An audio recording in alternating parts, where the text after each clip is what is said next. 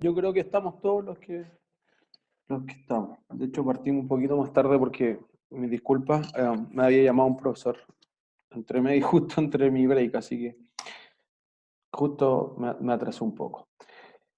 Primero que todo, buenas tardes. Dudas sobre su trabajo. Primero vayamos a eso.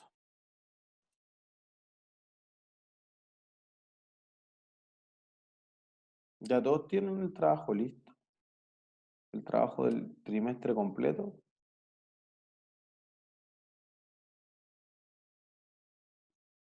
Profesor, ¿qué hacemos si nos falta un trimestre? Porque estábamos revisando en los financieros de Cencosud y tienen la página mal y un link no funciona. Y te tira un año nada que ver cuando uno trata de rescatar un semestre, o sea, un trimestre. ¿Qué trimestre? El primer trimestre de 2012, uno presiona ese archivo y te tira el tercer trimestre del año siguiente. Tienen algo malo en su página de internet. ¿Qué hacemos en ese caso con los datos? ¿Le escribieron al departamento de Investor Relations? No. Me suena una solución posible. ¿Fueron a la Comisión del Mercado Financiero? Mm, Otra mm, solución posible. Al menos ahí tienen perfecto, dos soluciones. perfecto, profe. Gracias. ¿Ahí de qué? ¿Qué otras dudas?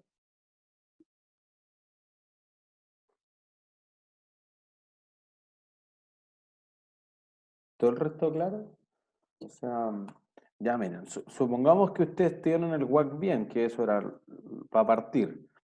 Lo siguiente que hay que decir es más o menos lo siguiente. Ustedes tienen el WAC anual y ustedes quieren tenerlo trimestral.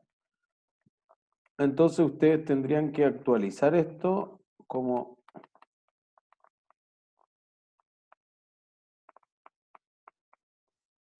esto, ¿sí? Descomponerlo como una tasa, no sé, contabilidad, ¿sí? Ya.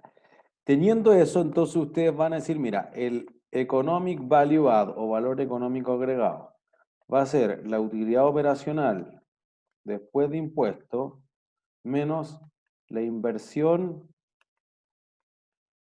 por el WAC. Entonces ya discutimos harto la semana pasada que esto debería ser los pasivos financieros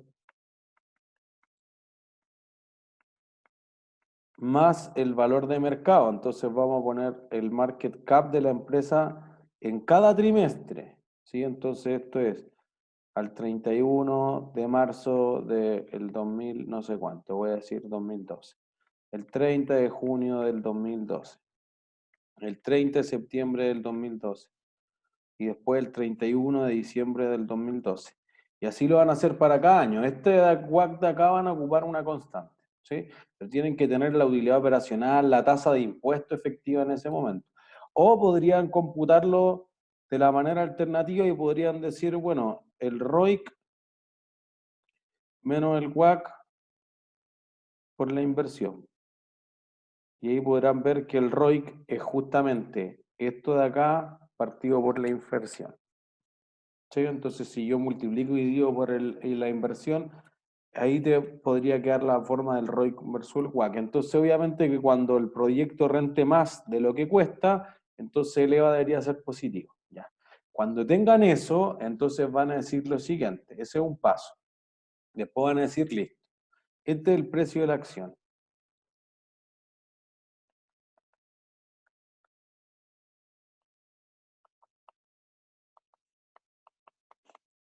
Entonces van a decir, mira, la acción se ha comportado así en el tiempo. Ya. Entonces ustedes van a decir, mira, este es el 31 de marzo del 2012. Esa fecha no sirve para nada, porque cuando el mercado se va a enterar de esto y tienen que buscar el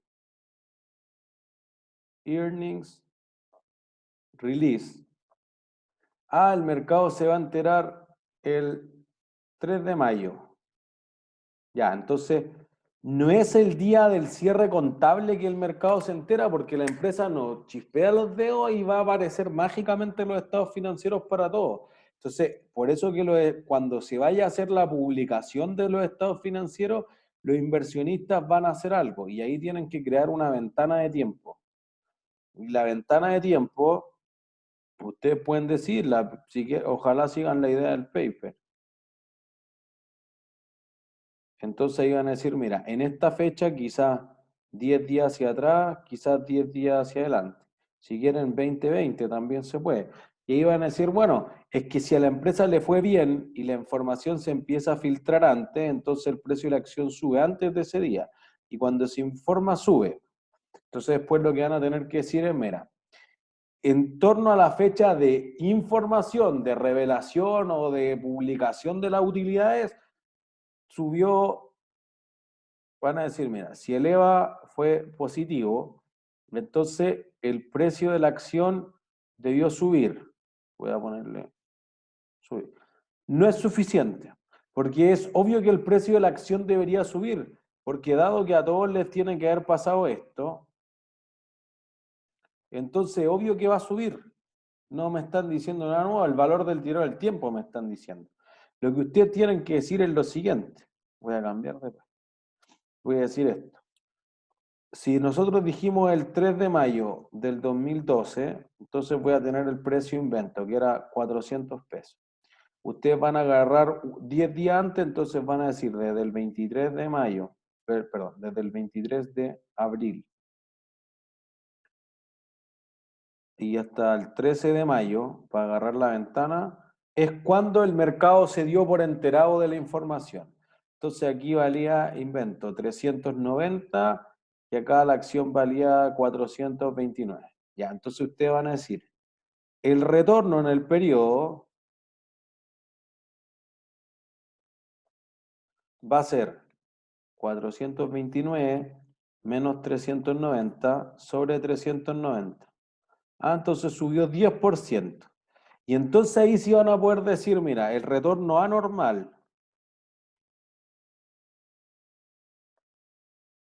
va a ser 10% menos lo que debió rentar. Entonces aquí me van a decir, mira, el retorno, pero en 20 días.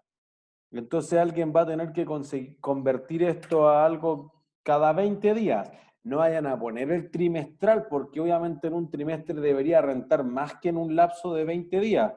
Y entonces si esto les da 2, 3, 5%, invento, digamos que esto fue 4%, entonces ustedes van a decir, ah, ya, rentó 6%.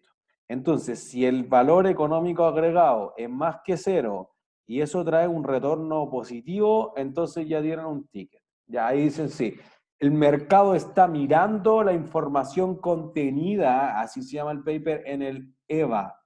Entonces voy a probar esto 2012, todos los trimestres, 2013, 2014, 2015. Entonces voy a tener 32 datos. Me van a decir, en 27 de 32 veces esto funciona. Entonces podríamos concluir, y eso es al final del trabajo, que el mercado accionario sí está mirando una medida de desempeño que es el valor económico agregado, el EVA. Si les pasa esto en 3 de las veces, me van a decir, mira, menos del 10% de las veces, entonces nadie está mirando esto. ¿Se entiende? O sea, por ejemplo, que el EVA sea positivo y les dé menos 6%, que, no, entonces, ¿por qué no sé? Acá subió, bajó 2% y debió haber subido 4%, entonces en el neto perdió 6%. Pero ¿cómo si el EVA fue positivo? Nadie está mirando el EVA. Pero ojo, digamos que eso es poco probable. Es más probable que ustedes lo hayan computado algún dato mal a que el mercado no esté mirando el EVA, pero en algunos casos pasa. ¿Sí?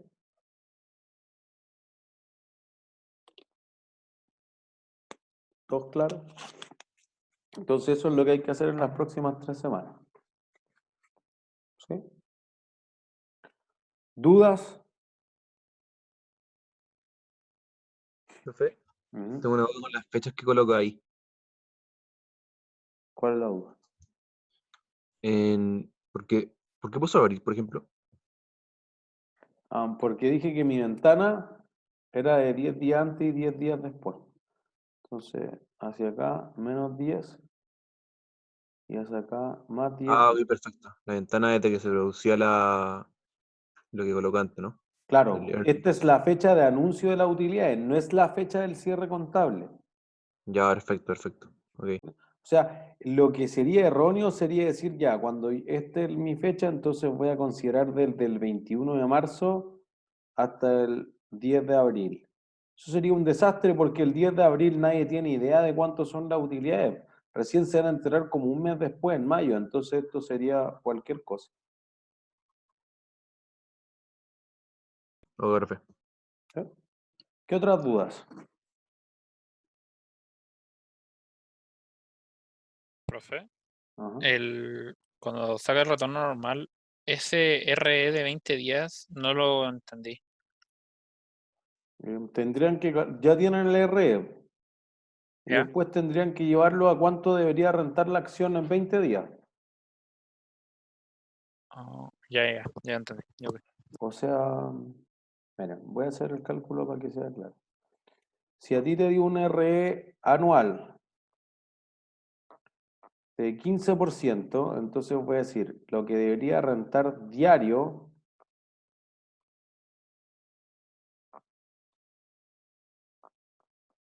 es, si lo quiero llevar a 20 días, entonces podría decir 20 sobre 360. Entonces diría 1.15 elevado a 1 sobre 18 menos 1. Y eso te daría 0,78%. Si renta más que 0,78% en tu ventana, entonces tiene sentido con lo que sucede con el precio accionario. Si te da menos que eso, entonces eleva no es un indicador que esté mirando. Por eso insisto que si alguien hizo ventana de 20 días antes y 20 días después, porque imagínense que los mercados filtran la información antes y además se demoran en incorporar otro. Entonces, por eso se hace una ventana de tiempo, para ver que si yo te digo, oye, nos acogemos a la quiebra.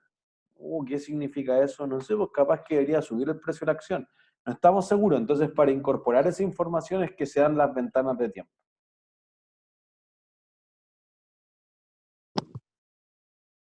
Ok. ¿Qué otras dudas? Pero, profe, Chele. el retorno normal no depende mucho de cuántos días nos tomemos de la ventana de tiempo, o sea, no va a ser lo mismo 10 días a 20 días. Entonces, ¿qué sería lo más correcto? No sé, por lo que ustedes justifiquen, no quiero sesgar su trabajo. El paper dice algo y eso no está mal, digamos, por algo que Jorge lo puso ahí. Pero si alguien me dice, no, es que en esta acción lo que sucede es que es muy especulativo y los resultados se empiezan a filtrar antes, o los directorios sesionan no sé cuánto antes, y los directores son unos mafiosos que le entregan información a otro, bueno, ustedes podrían justificar un intervalo de tiempo distinto a lo que sugiere el paper. No me complica en ese sentido. Ya, gracias. ¿No hay de qué? ¿Qué otras dudas?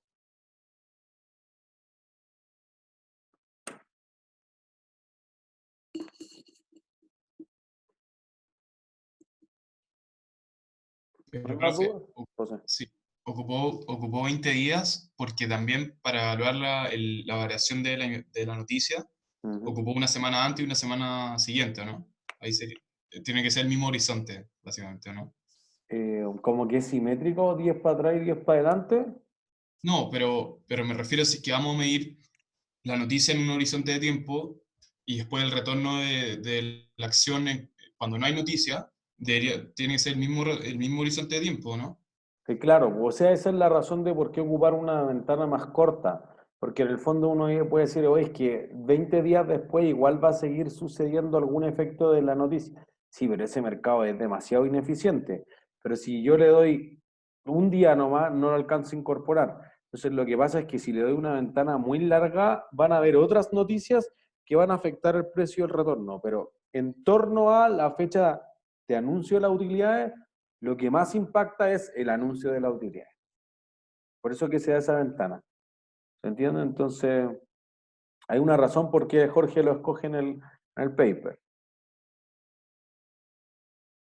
Eso es lo que ustedes deben tratar de replicar. Pero si alguien, insisto, me dice, no, es que el mayor impacto es antes porque se filtra y después a los 3 días ya no tiene ningún impacto, bueno, pueden justificar eso. No hay problema en ese sentido. ¿Sí? Sí, profe, gracias. ¿Qué otras dudas?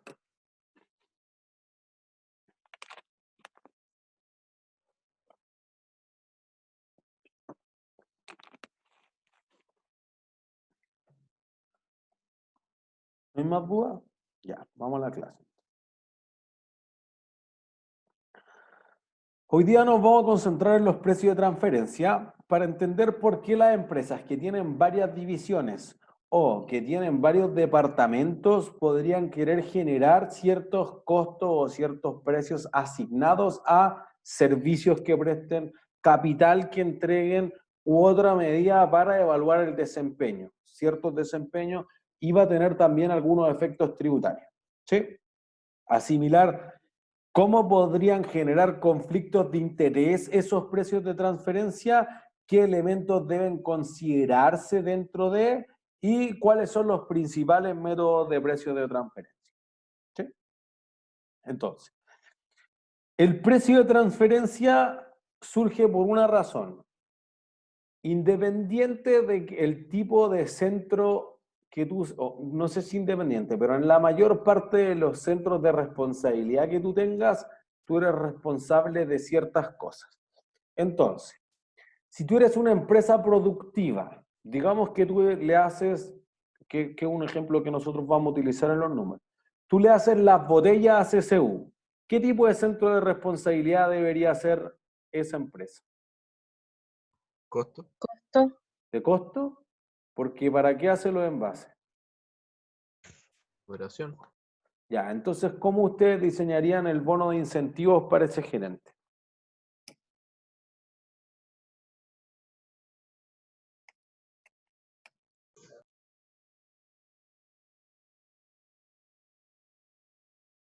Porque si ustedes me dicen un porcentaje de los costos, el gerente va a tender a ser más eficiente o menos eficiente. Más eficiente. Menos eficiente. Menos eficiente, porque mientras más costos Ah. tenga, más va a ser su bono. O sea, no puede ser así. Ah, contra un estándar. Bueno, ¿cómo fijo el estándar? ¿De la hora en costo? ¿De? Disminuye los costos promedio. O sea, Por los costos variables promedio. Bueno, es que el costo promedio lo puedes reducir de una forma simple, vos produciendo más economías de escala, pero la empresa necesita más. Porque miren, si yo produzco más envases para hacer economía de escala de los arriendos, de la depreciación de las máquinas, etcétera, listo. Si yo le envío todo eso a CCU Bebidas y CCU Bebidas no utiliza todos los productos, ¿qué pasa con lo que sobra? Se pierde. Bueno, es que en envase es difícil que se pierda, pero queda No, pero- en bodega. ¿Y eso qué va a generar?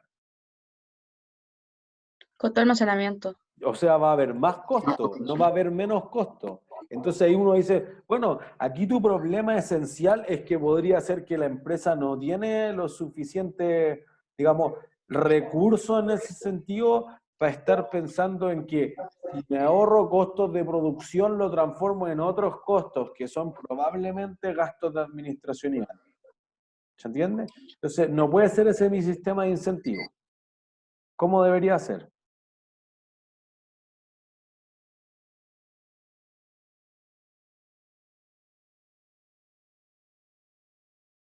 ¿Podría ser lo que sea un ahorro de costos contra un costo, contra un presupuesto, por ejemplo?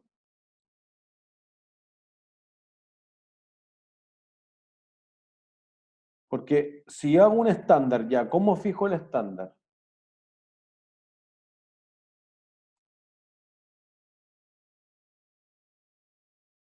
¿Nadie sabe cómo fijar el estándar? ¿Nadie sabe qué haría? ¿Nadie se le ocurre qué haría si yo tengo que fijar el estándar para la empresa que solamente le hace envases a CCU?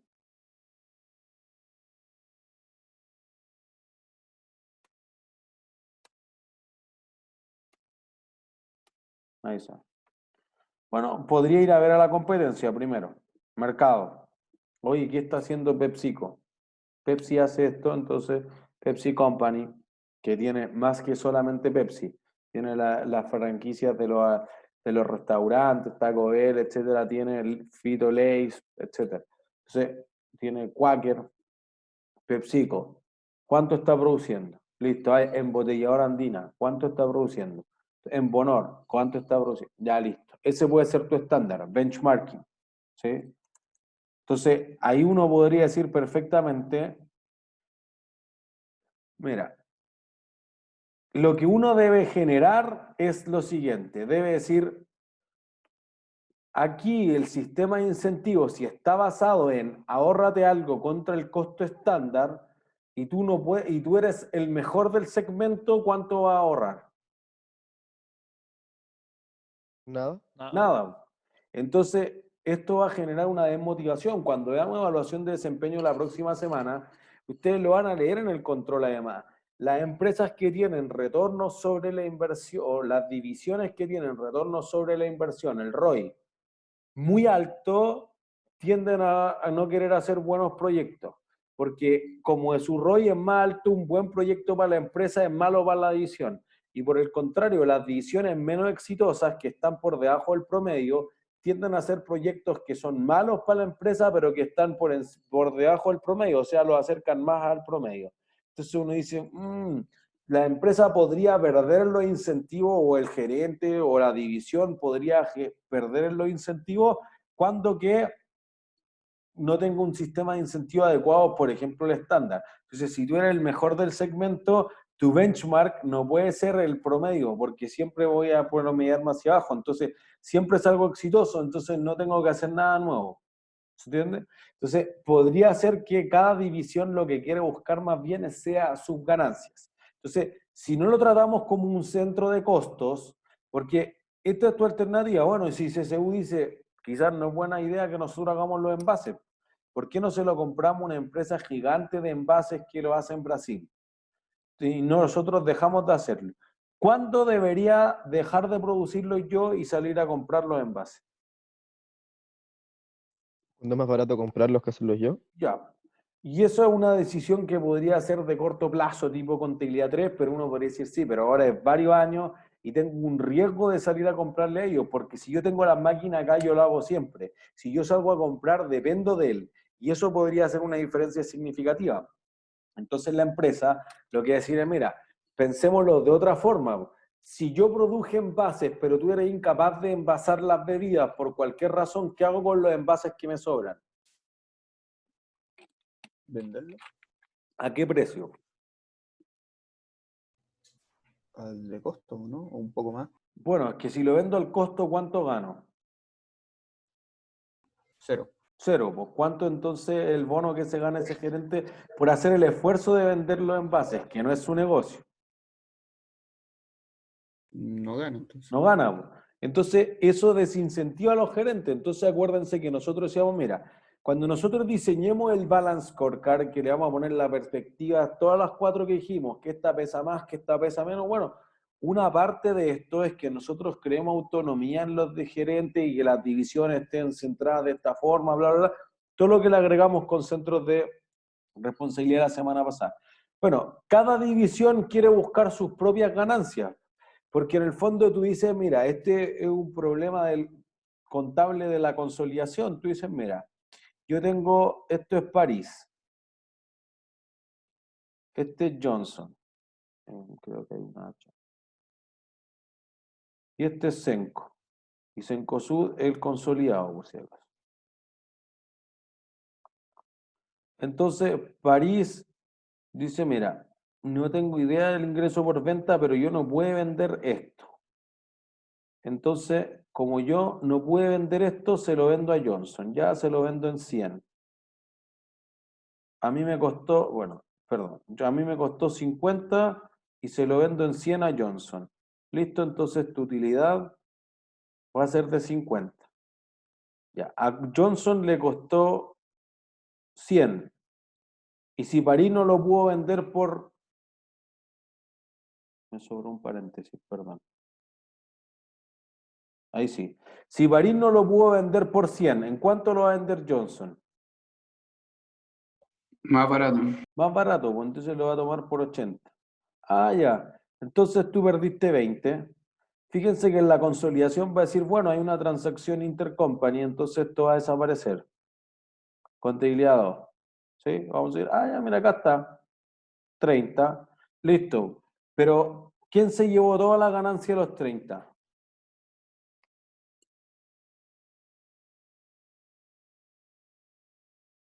¿Quién se ganó los 30? Cencosud. Sí, la empresa en su conjunto, pero ¿a quién le pago el bono? Al otro departamento. ¿A cuál, po? ¿París o Johnson? ¿A París? Ya, ¿quién es el que lo hizo peor? Johnson, porque compró caro. Ya. Y París lo hizo excelente. Entonces le doy un bono al de París. ¿Quién hizo el esfuerzo de venderlo y quién no pudo venderlo? Johnson pudo venderlo y París no pudo venderlo. O sea que en verdad estoy haciendo una súper mala evaluación del desempeño. Fíjense que este es el problema esencial del control de gestión. Si tú estás adentro de la empresa, yo tengo a alguien que podría haberle puesto, fíjense, aquí tú le podrías haber puesto 400 y acá 400. Y eso no crea nada más para la empresa. Pero fíjense que aquí voy a perder 320 y acá yo voy a ganar 320. Perdón, voy a ganar 350. Entonces en el neto igual gané 30. ¿Y cuántos flujos de caja te produce? Cuando París Los le vende a mismos 30. Johnson, ¿cuánto le paga Johnson? 0. Cero. Queda la cuenta por cobrar para siempre, porque es lógico. Para una es una cuenta por cobrar y para la otra, ¿qué es? Si para una es por Una cobrar, cuenta por pagar. por pagar. pagar. Y para el grupo no son nada porque es una transacción entre las compañías dentro del mismo grupo. ¿Se entiende? Entonces, si esto es una división o una empresa legalmente separada, a nadie le importa. La empresa no se puede enriquecer cambiándose la plata de bolsillo, que es el principio básico de consolidación. ¿Se entiende? Entonces tú podrías venderle a 1.000 o a 5.000 y todo eso es teórico. Entonces uno dice, no, pues hagamos algo más simple, vendámoslo al costo. Entonces a París le costó 50, lo vende a 50, Johnson lo toma por 50 y ahora se gana 30. Y Johnson se gana 0. Pero mira, yo hice harto esfuerzo, no se pudo vender, pero estuvo harto rato en mi tienda. Entonces, si yo le empiezo a quitar los gastos de mantenimiento en la tienda, etcétera, pierdo plata. Y Johnson se lo pasé a una liquidación. No es lo mismo. Entonces, fíjense que el cómo repartirse los 30 de utilidad puede ser todo el problema de los precios de transferencia. ¿Se entiende? Porque si tú lo transfieres a 60, 100, 200, 8.000, a nadie le importa. El flujo de caja que produce es cero, pero va a generar un incentivo en a qué gerente le doy el bono. Entonces alguien va a decir, fácil, pues 15 para cada uno. Pero quizás no fue mitad el esfuerzo. ¿Se entiende? Por eso vamos a diseñar ciertas políticas de precio de transferencia. ¿Sí? Entonces pensemos en esto, vayamos a algo bien financiero. Tenemos un área de research de un banco de inversión. Tiene que preparar informes de valorización, de ambiente de mercado y de estrategia de inversión para sus clientes. Además, el banco de inversión tiene M&A, Merger and Acquisitions, ¿sí? Tiene corredora de bolsa y tiene mesa de dinero. 3 áreas típicas de un banco de inversión. Entonces uno dice, mira, el departamento de research podrían ser contratados internamente, porque tú dices, mira, tenemos 20 personas, podemos hacer 300 informes, pero tú quieres 5.000, él quiere 2.000, tengo 400 acá, y podría vender mi servicio en otra parte, o quizás no podría vender mi servicio en otra parte. ¿Sí? Entonces, son contratados por empresas más pequeñas, fondos internacionales y otros operadores. Entonces, ahí sí hay un mercado externo, pero también sirve de referencia para todos los departamentos mencionados.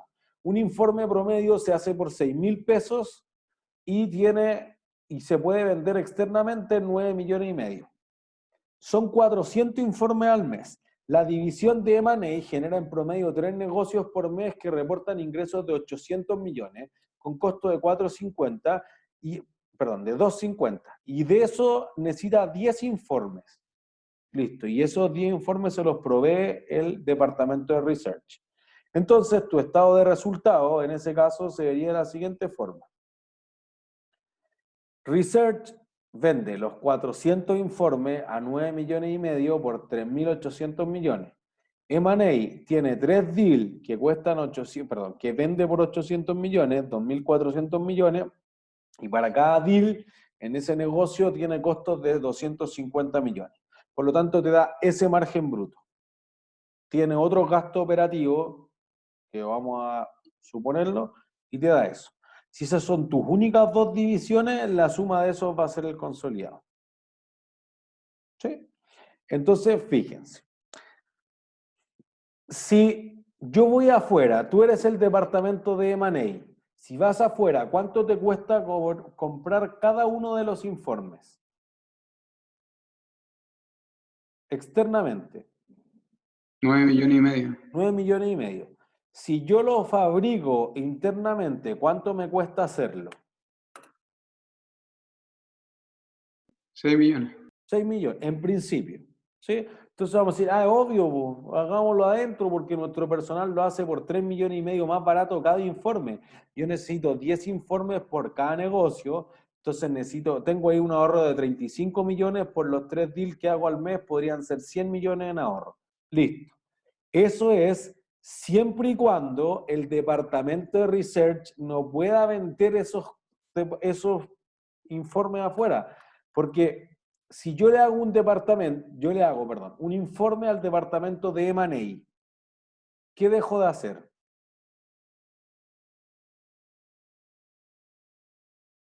Si yo le vendo uno a M&A y de ahí mis trabajadores se dedican mucho tiempo a hacer ese informe para fusiones y adquisiciones de nuestro banco, ¿qué dejan de hacer?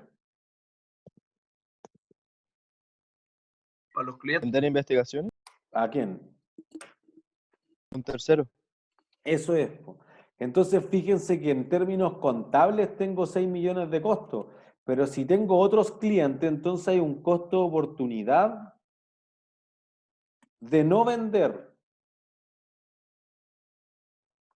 ¿Se entiende? Entonces la empresa decir, bueno, primero respondo a todos mis clientes externos, porque si yo lo transfiero por 6 adentro y me costó 6, utilidad 0.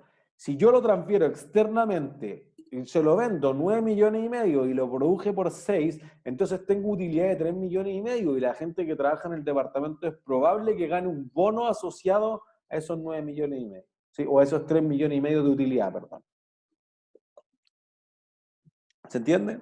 Entonces, fíjense. Si nosotros los 30 informes que necesitamos lo adquiero internamente, se va a ahorrar los 35 millones por cada uno de los deals. Entonces va a ser 105 millones en ingresos menos que va a tener Research y menos costos que va a tener M&A. Entonces, ¿en cuánto va a cambiar la utilidad de la empresa?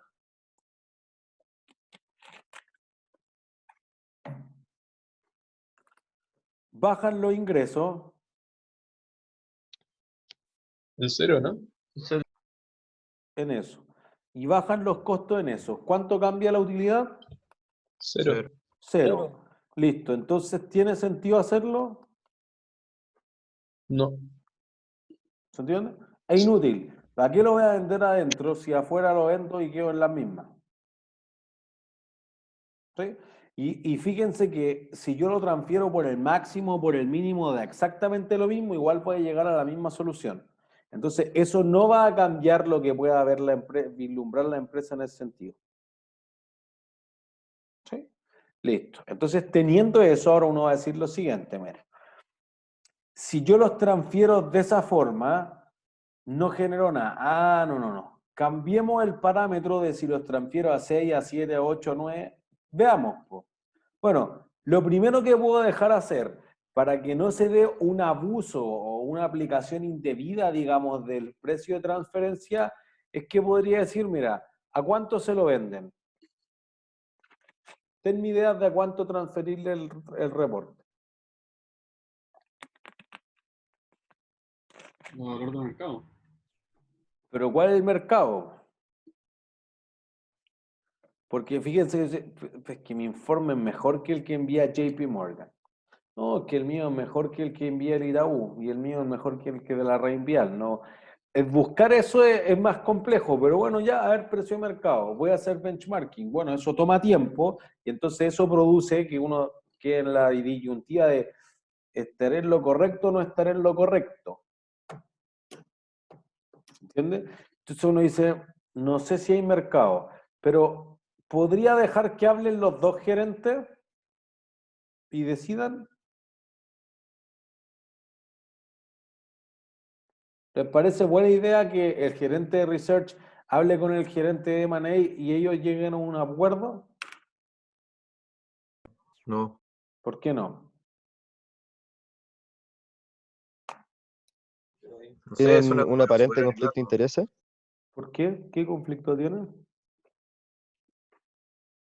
Ambos quieren maximizar la utilidad para su departamento. ¿Y qué conflicto tiene eso? ¿La maximización local no es una maximización global? Pero los bonos se los dan por su departamento quizás, entonces quizás eso sea un problema. Claro, pero por ejemplo, ya establecimos que la utilidad de la compañía va a ser 1.690 millones, independiente de si eso proviene más de M&A y menos de Research, o todo de Research y nada de M&A, o cualquier combinación en conjunto. ¿Se entiende? Entonces podríamos quedar exactamente en lo mismo. Entonces uno diría, no estamos seguros de que sea una buena idea dejar negociar, pero no por esa razón. ¿Por qué otra razón no será necesario negociar? ¿O podría ser mala idea dejar a los gerentes que negocien? Porque uno va a dejar de ganar 105 y el otro va a disminuir costos por 105. Por eso, pues van a quedar iguales. ¿Y qué tienen? ¿Están perdiendo tiempo? Por ahí va. Una pérdida de tiempo. La negociación solamente va a hacer esto, es que tú le aportas más a la compañía, yo le aporto menos, no, pero lo que tú le aportas es porque yo tengo el negocio. Tú no eres un departamento de research, o la empresa no es de research, es de banco de inversión y bla, bla. Y ahí podrían estar peleando meses. Y el estar peleando meses en la negociación le puede traer muchos problemas, porque ahí sí la empresa va a dejar de recibir ingresos que provienen de terceros. Los ingresos que se generan internamente van a ser inútiles para que la empresa realmente gane plata. Porque, insisto, si yo de aquí, en vez de ponerle 750, le pongo 600, acá voy a tener que poner 3.650. Va a bajar proporcionalmente los ingresos de la división Research si se la vende por debajo del precio de mercado. Pero si se la vende por el precio de mercado, parece ser que la división de fusiones y adquisiciones no se ahorra nada al obtener un informe internamente. ¿Sí? Entonces ahí tenemos un problema, un conflicto importante que hay. ¿Sí? Para que un precio de transferencia cumpla con su propósito cabalmente, lo que uno tiene que tener es primero que haya una congruencia de las metas que tiene la empresa. Mira, nosotros queremos ser el número uno de esto, queremos maximizar la utilidad, queremos minimizar los costos, queremos aumentar el flujo de caja o cualquier combinación de todas estas. Entonces, primero el precio de transferencia tiene que estar alineado con las disposiciones de la empresa. Si yo estoy corriendo otra carrera distinta a la de la empresa, eso va a traer un conflicto brutal, que en principio no es como, pero más para allá, menos para acá, un problema contable, sí, pero después cuando se desmotiven los gerentes, dejan de hacerlo, y entonces ahí se generan todos los costos de agencia que ustedes vieron en Finanzas. ¿Sí? Segundo, yo recompenso el esfuerzo gerencial de mejor forma. Si tú no le das la motivación suficiente, y eso esencialmente en la banca de inversión, donde van a trabajar muchos de ustedes, es un incentivo monetario. Si tú te llega un bono, te mataste el año pasado, el mejor año de la historia, y te dan 2 sueldos de bono, es un asco. Debiese ser 8, 10, 12 sueldos inclusive cuando son muy buenos los bonos de desempeño. Entonces, tú vas a decir, mira, si no me dan el bono suficiente y me maté, me reventé, trabajé todos los días hasta las 2 de la mañana, etcétera, tuviste un costo familiar impresionante y no tienes ninguna motivación, entonces el próximo año va a ser un desastre el negocio. Por eso es que las empresas están preocupadas normalmente de tratar de hacer que el sistema de incentivos esté alineado. Esto es lo mismo que veíamos con los directores. Por ejemplo, decíamos, bueno, si es demasiado lo que tienen los directores como dieta fija, no hay ninguna motivación a hacerlo mejor, a integrar los comités específicos, etc. Te va a pasar aquí lo mismo con los gerentes, los supervisores, los jefes de área, etcétera, etcétera, etcétera. ¿Sí? Si tú además repartes esto, digamos, ya mitad de las utilidades para cada uno, eso no te permite hacer una buena evaluación de desempeño, porque está sesgado el desempeño en que tú metiste mano y asignaste los precios de transferencia de alguna forma. Entonces, si no cumple con todas esas características, va a generar un problema. Porque además, si tú le dices, no, ya, tú lo vas a vender por este precio y listo. Dice, mira, mi división no sirve para nada. No conserva la autonomía porque yo no soy capaz de traer mejores negocios a la empresa o de contribuir de alguna forma. Y en esa no contribución, al quitarle la autonomía, te va a generar un problema de precio de transferencia. ¿Sí? Entonces, para que sea un buen precio de transferencia, debe tener estos 4 aspectos alineados. ¿Sí? Si no, se van a generar abusos importantes. Entonces, por ejemplo, una de las lógicas para transferir los precios es decir, mira, tu departamento de M&A del mismo banco de inversión estás compitiendo con cualquier otro que podría comprar mi informe afuera. No es cierto que todas las empresas puedan vender esto, porque mira, si tú eres CCU, ¿le venderías tu envase a Pepsi? Bueno, Pepsi sí, pero a Embotelladora Andina. Si tú eres CCU. Mejor aún, mire. Tú eres CCU, hiciste botellas de pisco. ¿Qué pisco es de CCU?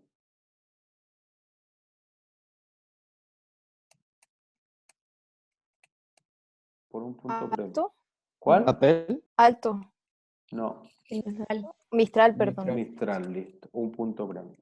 ¿Tú le venderías tus botellas a Alto del Carmen? No. Entonces ¿Se no pueden existe vender? un mercado externo, po. ¿Entiendes? Porque es una cosa lógica de negocio. Aquí, echado las finanzas, echado el control de gestión. Yo no le voy a ir a entregar mis productos a la competencia. Entonces decir, oye, si yo produje más, fregaste nomás, pues hay que guardarlo. Y después produce menos. Pero yo no tengo un mercado de reventa porque, no sé, pues hay 3 actores. Entonces, si yo tengo más botellas de Kempiña, no sé, de Pepsi, puede ser Pepsi, de, no sé, de limón soda, no voy a ir a decirle, oye, Coca-Cola, ustedes no quieren estas botellas para que hagan Sprite, para que hagan Fanta, no, porque es tu competencia. Entonces ese uno va a ir con la competencia, entonces tú dices, bueno, transfiéremelo al costo, ahí yo te los compro, pero si tú me los vendís por más que eso, no. Ah, pero es porque no hay un mercado externo. Entonces, si tú sí pudieses vender, fíjense lo mal que se va a ver, que tú digas, mira, el Banco de Chile, considerando el informe que emitió el Santander, recomienda comprar acciones del Banco Security. Es ridículo. O el Departamento de Research del Banco de Chile recomienda que vender las acciones del Banco de Chile. No va a pasar. Ese conflicto de interés quizás es inevitable, no se puede obtener, pero es difícil que tú vayas a hacer una recomendación de compra o venta de acciones basado en la información que tiene otro dentro de. ¿Se entiende? Entonces eso produce una diferencia significativa. Entonces ahí lo que uno va a decir es, bueno, no hay mercado. Si hubiese un mercado en el que puedan competir, entonces la competitividad va a generar algo. Si la competencia es perfecta, entonces lo que va a ocurrir es que el precio va a tender a ser cercano a ¿qué? Si la competencia es perfecta. ¿Al costo? Al costo, ¿sí? Al menos al costo marginal, que ahora podríamos considerar inclusive el costo oportunidad.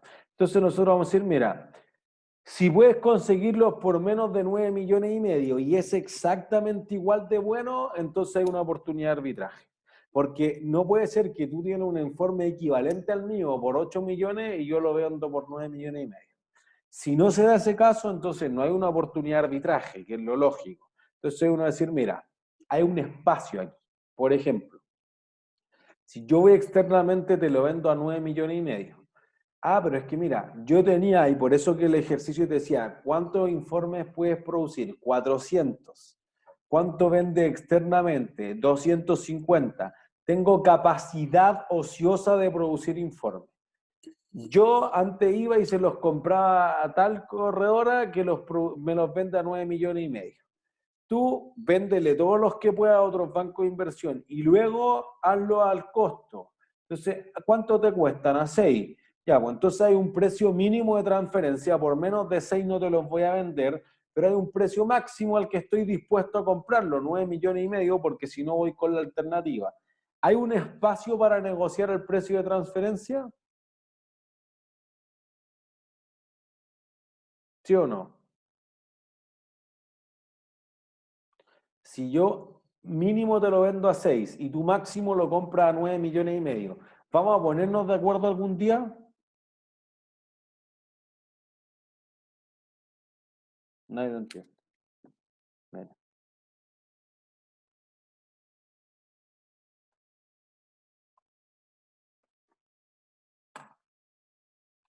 Vamos a decir lo siguiente. Mínimo yo te lo vendo a 6 millones porque si te lo vendo a 6 millones no gano nada. Y dice ya, máximo te lo compro a 9,5 millones porque si no lo podría comprar afuera. Listo, ese es tu intervalo. ¿Podría haber algún precio que fuese beneficioso para los dos? Claro. Si yo te lo compro a 7 millones. Entonces, si es a 7 millones, este de acá gana 1 millón de utilidad y este se ahorra 2,5 millones. Entonces, la empresa en su conjunto queda mejor, porque en vez de comprarlo externamente por 9,5 millones, lo produje por 6 millones internos.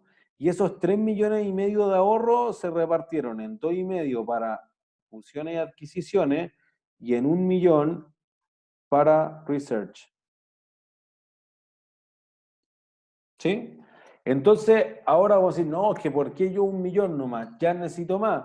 Bueno, podemos cambiar este a 1.750.000 para ti y 1.750.000 para ti. Pero eso no quita que sea una buena idea todavía hacer la transferencia. ¿Por qué? Porque la empresa lo está produciendo en el global por 6 millones y antes lo adquiría por 9,5 millones. Independiente de cuál departamento se lleve la mayor cantidad de utilidades. ¿Sí? ¿Es más claro para todos hasta ahí o alguien se perdió más atrás quizás?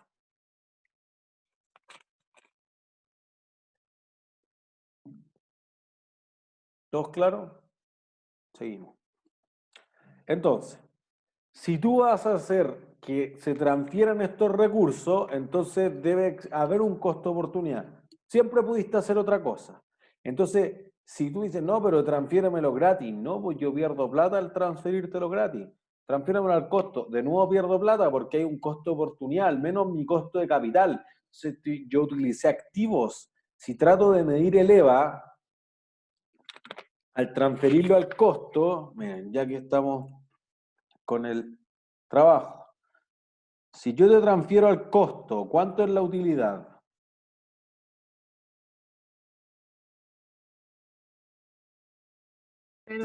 Cero, gracias. Neta de impuestos te va a seguir dando 0. Entonces yo invento 100 millones en activo y esos 100 millones tuvo que haber rentado, no sé, un 5%, entonces tengo un cargo de capital de 5 millones. Entonces tú decir, EVA es negativo, menos 5 millones, ¿sí? Entonces, ¿se va a ver bien en tu evaluación de desempeño que hayas destruido valor por 5 millones?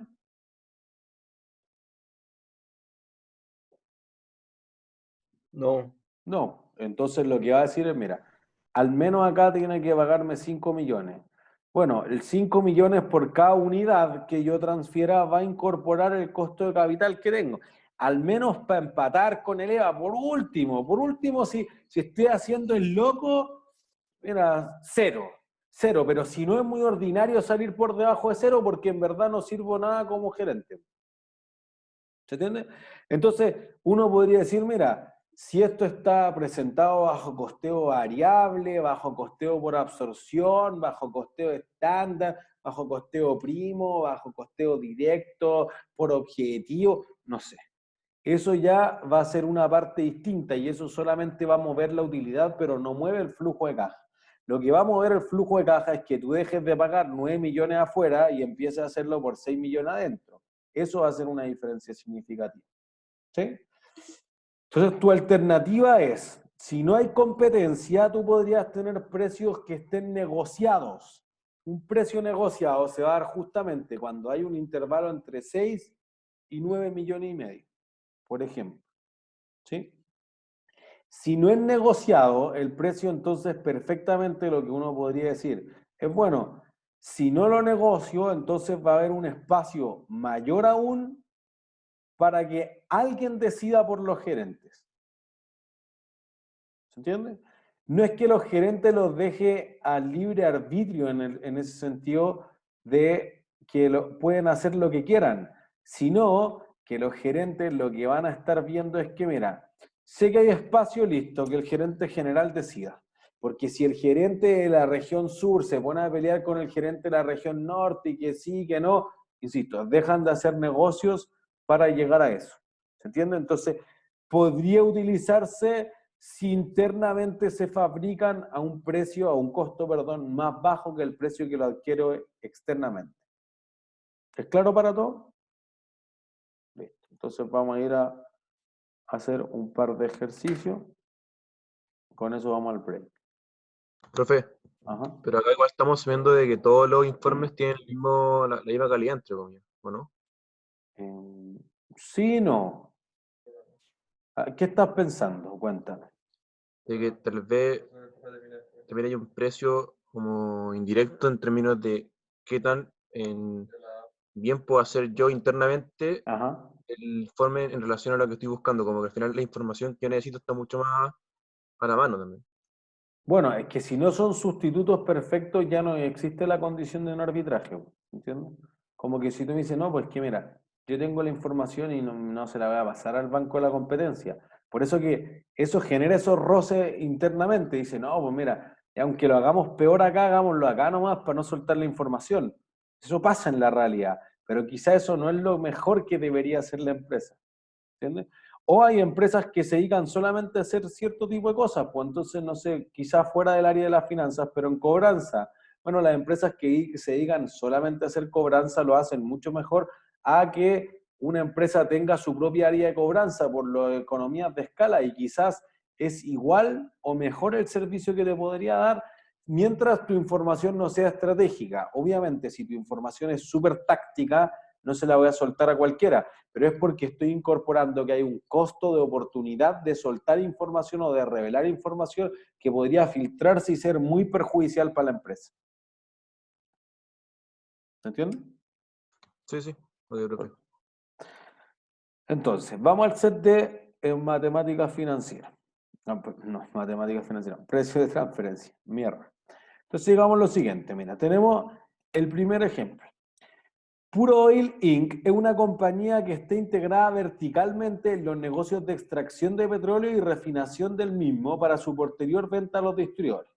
Extraer un barril de crudo tiene costos variables de $25, costos fijos asignados de $8 y además gastos variables de distribución de 7 por unidad. Dichos barriles son vendidos en $80 cada uno en el mercado internacional, mismo donde la división de refinamiento compra buena parte del suministro de su planta. O sea, tú puedes refinar mucho más de lo que extraes. La división de refinamiento tiene costos variables de refinación de $12 por unidad, costos fijos de producción de 14 y gastos de despacho hasta el punto de venta con el cliente de 6 por barril procesado. Si la división de extracción tiene capacidad de extraer anualmente 38.000 barriles al año, entonces está repetido. Y la división de refinamiento, capacidad de refinar 60.000 barriles anuales, y ambas trabajan a máxima capacidad, ¿hay espacio para hacer un precio de transferencia o no? Esa es tu pregunta. Entonces, ¿cuánto es lo máximo que estaría dispuesto a pagar la empresa, la división de extracción?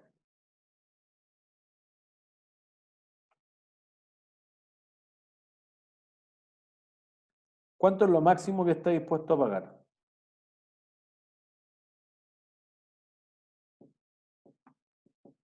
$33. ¿Por qué? ¿No? Porque Bueno, son los costos variables ya, pero eso al más el revés, costo. perdón. La división de extracción, ¿cuánto es lo mínimo que está dispuesto a vender? Acá dice 40. Ya, voy a ir anotando lo que ustedes me sugieran. Voy a ir anotando que dicen 33, 40. ¿Por qué 33 o por qué 40?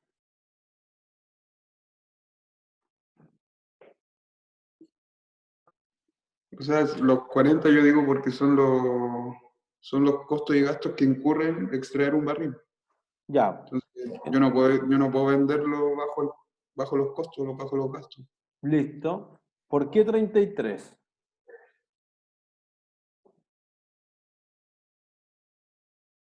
¿Quién dijo 33?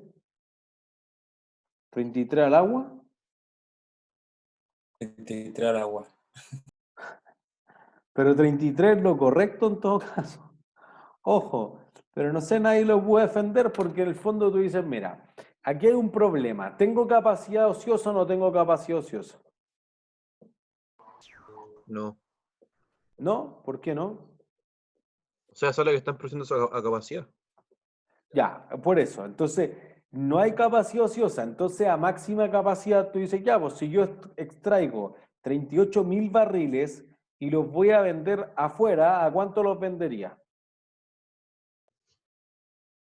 A 80. A 80. Entonces, ¿cuánto estás dispuesto a pagar tú? Los mismos 80. ¿Cuál es el espacio para hacer un precio negociado?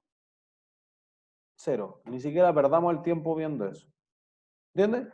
¿Por qué? Porque está operando a total capacidad. Lo que pasa es que alguien podría decir esto, bueno, si yo te los compro a ti, ¿qué costo podría ahorrarse esa división? 80 menos el costo de... O sea, no, el costo de refin. ¿El de transporte? El de transporte, este de acá. Entonces aquí lo que uno tiene que identificar es qué costo relevante hay. Tú dices, ya, pues, yo sigo extrayendo a los mismos 25 y tengo que tener esos mismos 8, listo.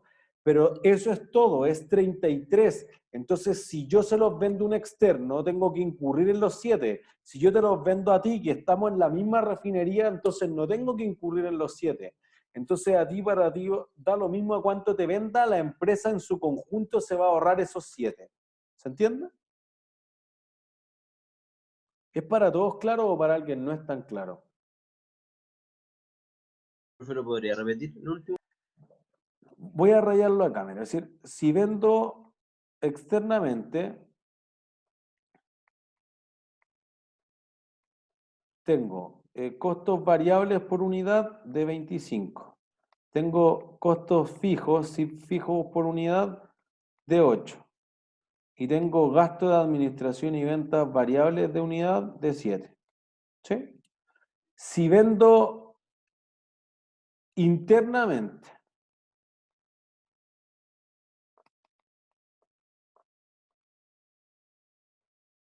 ¿incurro en el costo de extracción de 25?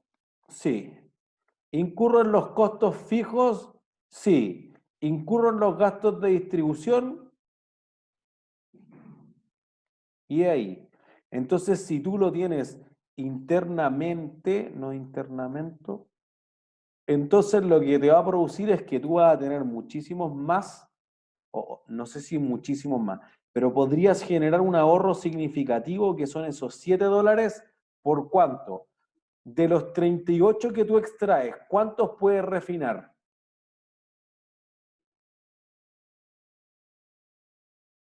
Todo. Todo. Listo. Entonces lo que te va a ahorrar es 38.000 por los $7.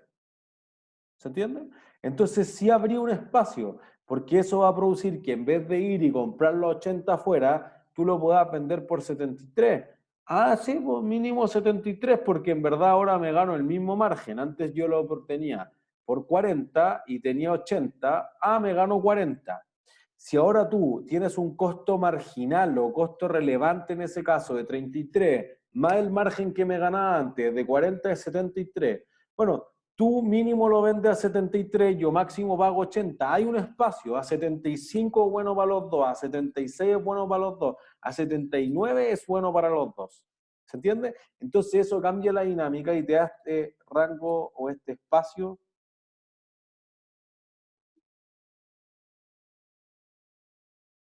para tener el precio. ¿Sí? ¿Es claro para todos? ¿Sí? Ya. 2 entonces. Considerando la misma situación, pero en caso de que solamente trabajen al 60% de su capacidad máxima, ¿cuál debería ser la disposición a recibir y a pagar de cada división? Ya. Entonces ahora, ¿cuál es el que va a cambiar? ¿El precio máximo o el precio mínimo?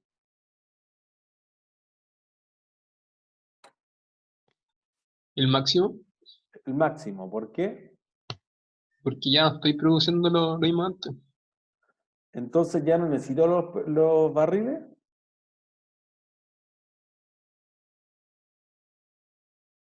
Porque miren, yo puse intencionalmente el 60%. Si ahora tú trabajas al 60% de esto, ¿cuántos barriles necesito? 36.000. 36.000. Y la otra empresa es capaz de extraer todo. Entonces podría ser que internamente me provea los 38.000. Perdón, los 36.000 que necesito. Y con los 2.000 extra que le sobran, ¿qué hace? Los vende afuera. Eso es, porque existe un mercado externo. Entonces, fíjense que esto le pasa a la mayor parte de la empresa. Obviamente a alguien le va a tocar trabajar en una empresa que está en un océano azul y no hay mercado, no hay nadie. O sea, SpaceX, nadie le está haciendo la competencia de que te lleva a Marte. Ya, podrá pasar, pero en la mayor parte de la empresa hay un mercado donde me puedo deshacer de las unidades que me sobren, o inclusive si no es información estratégica, si es vidrio nomás, le vendo la botella a cualquiera. ¿Entiendes? Entonces se ¿Profe? puede recolocar, leche en polvo, cualquier otra cosa. ¿Sí? ¿Sí? ¿Estás asumiendo que se mantienen los 38.000 de extracción? Bueno, si tengo 60% también de extracción, entonces ahí tú podrías decir, bueno, te puedo proveer todo. Entonces ahí serían 18, 6 por 8, 22.800. Entonces, en ese caso, si, ya, pues yo traje 22.000 y todavía me conviene transferirte los 36.000. ¿Entiendes? Entonces, no es de hacer un super cálculo aquí. ¿Hay espacio o no hay espacio? Sí, negociemos. O ya, si ustedes van a estar en la gerencia general, decir, mira, llevan 2 meses peleando si es 73, 74, 77 y no están concentrados en el negocio. Bueno, entonces ahí podemos hacer algo distinto que vamos a ver a la vuelta del break. ¿Sí? ¿Todos claros? ¿Dudas? Es solo del enunciado del ejemplo 2 sería el 60% de la capacidad máxima de la refinería, ¿no? ¿Cómo de nuevo? Que el ejemplo 2 dice, considerando la misma situación anterior, pero que solamente trabajan el 60% de capacidad máxima, apunta a los dos departamentos, o sea, a las dos divisiones. O sea, podría ser, pues como que eso da lo mismo, porque en un caso tú eres capaz de surtir todo y si no el resto lo puedes vender en el mercado. Entonces, el que haya capacidad ociosa solo afecta al que tiene el costo marginal en el fondo, porque no tiene el costo de oportunidad, pues, ¿entiendes? O sea, en ese caso lo que tú vas a decir es, mira, mi espacio es que solamente te voy a ahorrar más plata, porque ahora en vez de tener que el costo de oportunidad, que era 73, ahora yo te lo voy a bajar hasta el costo marginal, entonces te puedo vender el 40% de todo lo que tú necesitas por el 33. Si te lo vendo a $33.50, gano 50 centavos. Entonces hay una parte de lo que te puedo proveer que ya no la voy a vender afuera. El 40% te lo vendo a un costo barato. Y el resto todavía te lo puedo vender al precio de mercado, menos el ahorro en costos que eran los $7 de transporte. ¿Se entiende? Entonces todavía te puedes ahorrar $836.000 en ese caso. Y luego ahorrarte los 25 por lo que tú hayas tenido que dar por el costo, digamos, en la parte ociosa, solamente con el costo de extracción de $25. Es decir, costos fijos, no sé si como son fijos, si son 10, si son 100, si son 1.000, chao. Entonces, extraer de la 25 todavía, ya el precio del costo marginal que habíamos dicho 33, más bajo todavía, 25. O sea, solamente hay más espacio para hacer eso. ¿Se entiende? Entonces tu rango ahora va a ser entre 25 y 80 dólares. Entonces si antes a 70 no llegaban a puerto, ahora a 70 es un precio que podrían aceptar. Así que mientras más capacidad ociosa y más propensión a que se pueda obtener la negociación y te dé lugar a un precio de transferencia. ¿Sí? ¿Todos claros? Profe, ¿Ah? ¿eso lo va a subir? Esto está arriba. Ah, perfecto. Ya. Semana de precio de transferencia está la clase y abajo el set de Ok, precios. ok. No te preocupes. ¿Todos claros? Ya vamos al break. Volvemos en 20 a las 4:15. 5 minutos más de lo normal.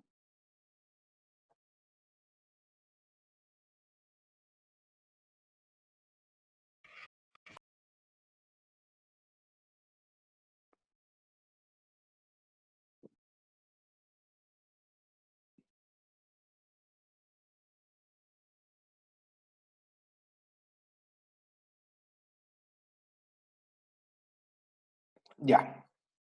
Retomemos entonces.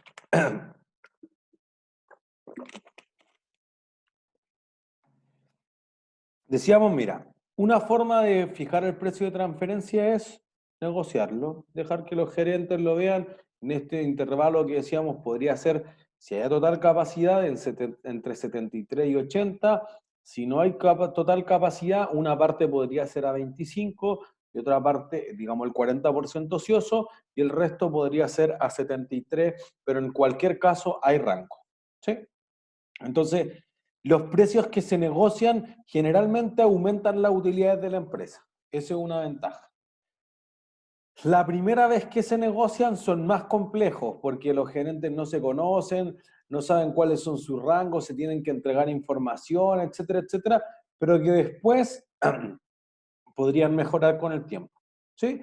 Y aparte fomenta la capacidad de negociación o la habilidad de negociación de su gerente, lo cual podría ser una ventaja competitiva importante. La desventaja más obvia es todo lo que señalizamos. Podría ser que se demoren la vida, que nunca terminen de hacerlo, primero. Segundo, podrían haber ciertos incentivos que son perversos a la hora de, no, mi información estratégica, no te los paso, etcétera. Entonces quizá eso tendría que intervenir otro gerente dentro de la empresa, ¿sí? Digamos otra jerarquía dentro de, ¿sí? Y esto podría ser muy costoso, ¿sí? Entonces, si tú tienes una división que es muy exitosa, que es la estrella, se va a hacer más largo todavía porque si la división exitosa está negociando con la división no exitosa, hay un poder que pesa dentro de la organización mucho más. Y eso podría afectar mucho la eficiencia, ¿sí? Podría ser que tu precio de transferencia esté basado en los costos, esencialmente el costo más margen y el costo más margen porcentual, ¿sí? O a veces también llamado costos relevantes más margen y costos relevantes más utilidad fija, que es lo que pusimos en las láminas, ¿sí? Al costo total lo vamos a reducir un poco, pero podría hacerse. Entonces tú dices, mira, a mí me cuesta tanto y quiero ganar tanto utilidad. Nosotros lo planteamos que eso es, por ejemplo, el costo de capital o alguna otra medida. Bueno, eso es lo que nosotros queremos ver ahora, ¿sí? Entonces vamos a ir al ejercicio 3 del set de precios de transferencia. Entonces, ¿qué decíamos? Mira, ¿qué incentivos crearía en la empresa petrolífera, sigue siendo la misma empresa del ejemplo inicial, a utilizar una política basada en los costos? Pongámonos en los tres casos posibles. Entonces nosotros decíamos, mira, si tenemos los costos, podría ser el costo marginal con capacidad ociosa, que era 25. Podría ser el costo variable sin capacidad, perdón, no, el costo unitario sin capacidad ociosa, 33. ¿Sí? Tenemos al menos por la política del costo total. Podríamos además incluir el costo más un margen. Entonces, por ejemplo, podría darse la situación en la que tú digas, hoy día yo tengo un precio de venta de 80, tengo los 25 de costos variables y los 7 de distribución que son costos relevantes, ¿sí? Entonces tengo 25 más 7, 32. Y lo que va a producir aquí es que tú digas, bueno, si yo tengo 80 de precio de venta menos los 32, tengo una utilidad de 48. Entonces, si nuestros costos relevantes pasan a ser 25, Bueno, 25 más 48 te va a dar el 73, que fue lo que dijimos antes. ¿Sí? O si tú dices, no, wait, si yo considero el costo total, incluye los 7 de costos fijos, aunque no sean relevantes, bueno, entonces tú vas a tener que el costo es 40, el precio de venta es 80, tú ganaste 40. Por lo tanto, tú vas a tener que es 25 de costo marginal más 40 de utilidad y tu precio sería aquí 65. ¿Se entiende?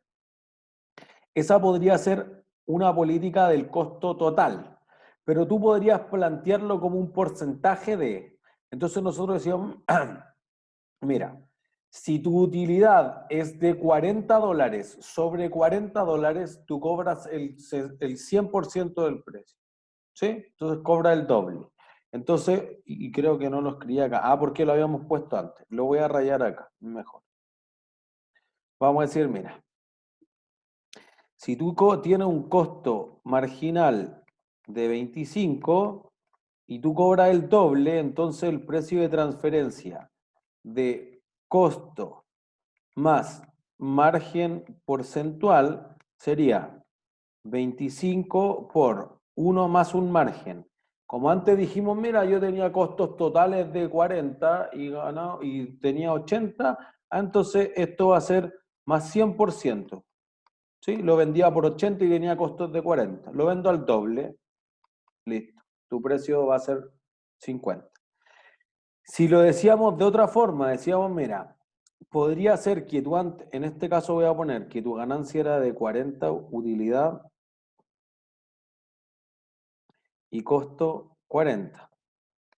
Entonces, por eso decíamos que el 100%. Si ahora lo voy a poner con azul, para el costo total, tenemos que la utilidad era de $48 si consideramos solamente el costo relevante, el beneficio neto de contabilidad 3, por ejemplo. Uno diría lo siguiente, tu costo ya no era de 40, era de 32. Entonces, en este caso, sería de 150 tu margen, ¿sí? Entonces, tú podrías decir que el precio de transferencia sería los 25 por 1 más este margen esperado. Entonces esto te daría 62,5. ¿Sí? En el fondo, $25 por 2,5. Y eso te va a dar ese precio de transferencia. Si eso todavía está dentro del rango de renegociación, bienvenido sea, porque fíjense que aquí tiene hartas ventajas. Tú dices, oye, estoy ganando proporcionalmente lo mismo que tenía sobre mis otros costos. Entonces, las unidades que vendo internamente no me producen ni más ni menos rentabilidad porcentual que las que vendo externamente. Y eso hace una diferencia significativa cuando tengo la política del precio del costo más margen. Si yo lo hago sobre $40, fíjense que $40 sobre 25 es harta más plata porcentualmente de lo que generaba antes. Entonces, en ese sentido podría ser porcentualmente no equitativo, porque ahí de nuevo se va a reducir a que la división que tiene mayor poder de negociación va a tratar de volverse más rentable a costa de expropiarle rentabilidad a las divisiones que son menos rentables o que están por debajo del promedio de la empresa, por lo menos. ¿Se entiende? ¿Es claro para todos?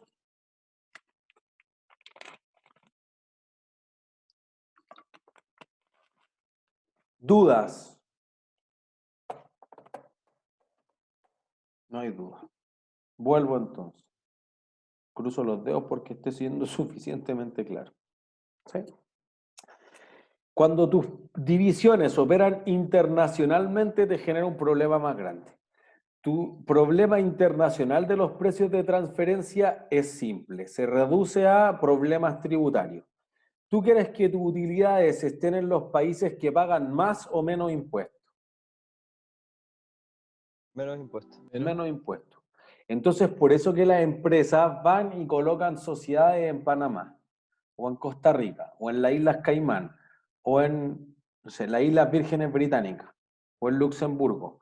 O Apple va y construye o trata de pasar una parte significativa de sus ventas en Irlanda, porque la tasa de impuestos de Irlanda es 14% comparada con la de Estados Unidos, que es 35% para el segmento donde opera Apple.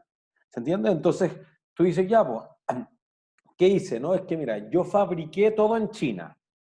¿Y dónde vendiste esa unidad? En cualquier parte del mundo, ya, pues. Entonces tú vas a tener una empresa que está en China, que tiene que venderle unidades a Estados Unidos. Ah, ya ganó plata, tiene que pagar impuestos en China. No, yo solo mandé a adquirir los componentes a China, no cómo. ¿Produjo o no produjo en China? Y ahí empiezan los problemas. ¿Se entiende? Entonces ahí uno dice, ah, no, es que mira, yo en realidad produzco los componentes por separados, pero lo ensamblo en Estados Unidos. Y ahí hay prácticas, ¿sí? Vamos a ir a que la ley te permite 6 características o 6 formas de precio de transferencia, pero eventualmente eso se genera. Entonces, decir, ya, pues, ¿hacia dónde llevar las utilidades? Entonces, se han sometido a grandes arbitrajes, digamos, en el sentido de una negociación que ha tenido que ser legal para encontrar dónde está el precio de transferencia. ¿Qué hicieron las empresas chilenas, por ejemplo? Empezaron a enviar vía precios de transferencia la utilidad de Uruguay, porque en Uruguay pagaban muy poco y tenían que tener una oficina, entonces tú decías, mira, nosotros tenemos 100 millones de utilidad, enviémoslo a Uruguay, y después alguien trae la plata físicamente y listo, y chao. Y me evito el impuesto a la inversión extranjera, etcétera, etcétera. Y entonces, allá, ¿qué pago? El 10%. Acá, ¿qué pago? El 27%. Listo, se va para allá. Entonces, lo que hacen es que la filial chilena vende a un precio muy barato, por lo tanto, la otra compra muy barato y allá lo vende muy caro. Entonces transfieren la utilidad hacia allá, tributa allá y después trae las utilidades de vuelta. ¿Se entiende? Entonces lo que ha ocurrido es que los precios de transferencia a veces sean ilógicos, incluso para ciertas subsidiarias de la empresa. Porque aquí uno dice, ah, ya, pero en las empresas de producto, ya. Pero orientémoslo de nuevo a una empresa financiera.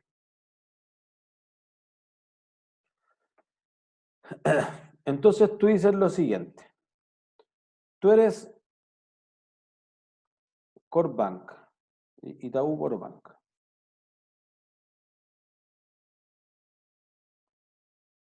Solo Itaú mejor. Miren, lo vamos a hacer mejor aún. Tú eres Itaú Unibanco. Ya. ¿De qué país es Itaú Unibanco? Brasil. Brasil. Listo. El segundo banco más grande de Latinoamérica después del Santander. ¿Sí? Ya, pues entonces vende un bono por, digamos, una cantidad decente, por 1.000 millones de dólares. ¿Sí? Ya. Itaú Unibanco podría ser el mayor accionista de Itaú Corbank. Entonces dice, ya, y también va a operar para Itaú Brasil. Es decir, mira, le voy a transferir a estos 300 millones de dólares y yo me voy a quedar con 700. Listo. La matriz le está pasando plata a la filial. Voy a cambiar de color.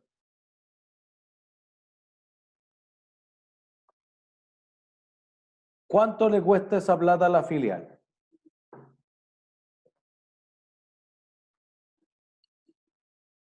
¿Cero? ¿Puede costar 0? ¿Los costos de transacción? ¿Cuánto? Un porcentaje del monto. Porque fíjense, si Itaú le manda eso, entonces Itaú se va a quedar con una cuenta por cobrar. Corbanca, ¿con qué se va a quedar? Una cuenta por pagar. Cuenta por pagar. Entonces la cuenta por pagar es un pasivo. En este caso particular podría llegar a ser inclusive un pasivo financiero. ¿Y los pasivos financieros qué generan? Costos financieros. Intereses. Eso es. ¿Ya cuánto? No, El nos transferimos a 0. No, ¿usted cree que somos tontos de hacer impuesto interno? ¿Cómo le va a cobrar cero? Si usted le presta a su filial cero a un negocio asqueroso, su TIR de ese proyecto de financiamiento es 0%. Nosotros no somos tan tontos. ¿Cuánto? ¿Cuál es la tasa del bono? O sea, porque el Itaú... Buena idea. Ya, entonces decimos, mira, la yield to maturity del bono es de 5%. Y Itaú Unibanco es, bueno, en Brasil es imposible que sea así. Es triple B, no puede ser triple, doble B más. Entonces es basura.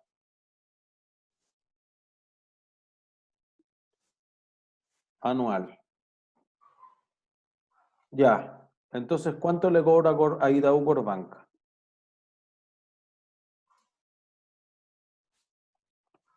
Ustedes son los expertos, pues ustedes deben decirme.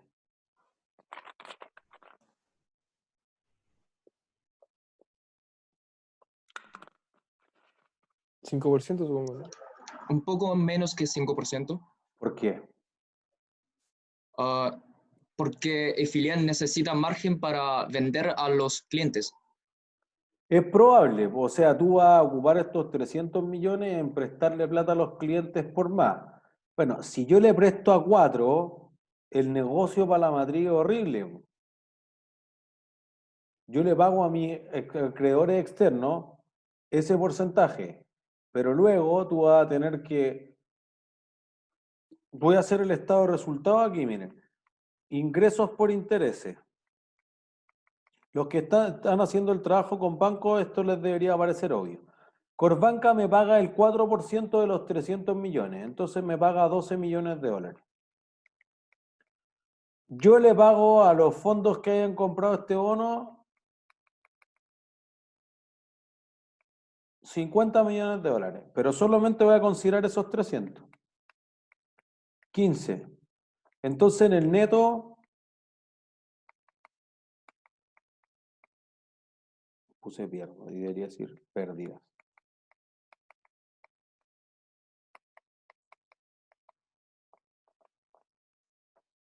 ¿Sí?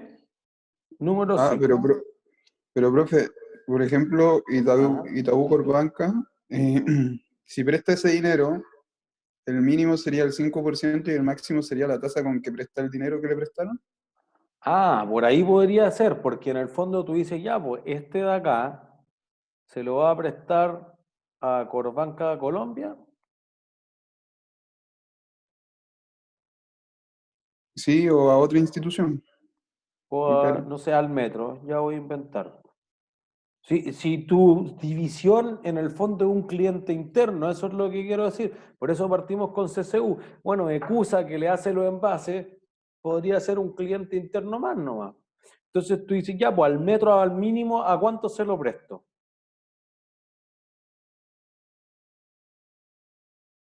¿Cuál es la tasa? Fíjense que aquí la tasa es el precio de transferencia. ¿El 5%? Mínimo 5, porque tu para recuperar las pérdidas. Pero fíjense ya, digamos que yo lo vendo a por 6, ya para que no vayamos al extremo de que pierde. Entonces aquí fíjate que tú te ganaste el 2, pero si se la hubiera prestado Itaú Unibanco, hubiera ganado 1. Margen.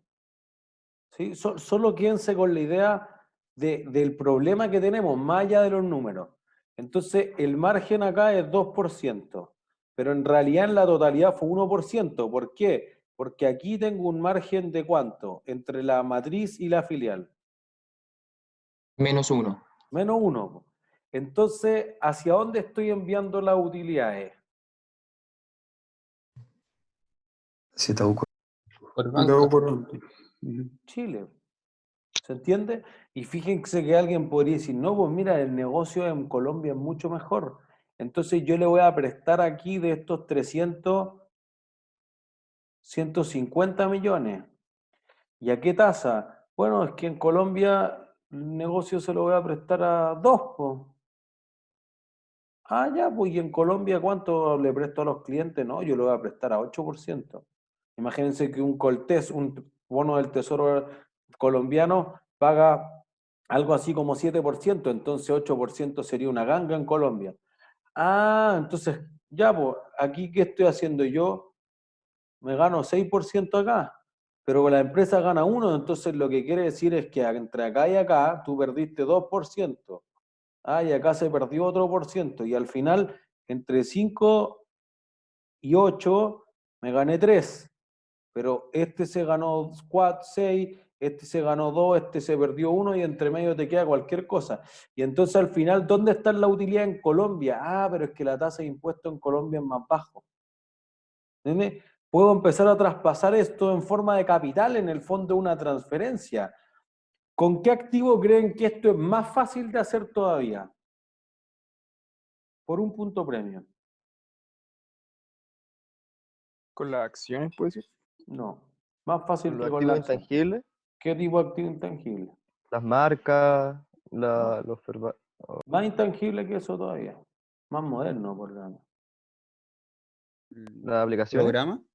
Cerca. Las criptomonedas. Las criptomonedas. Eso es, un punto premio.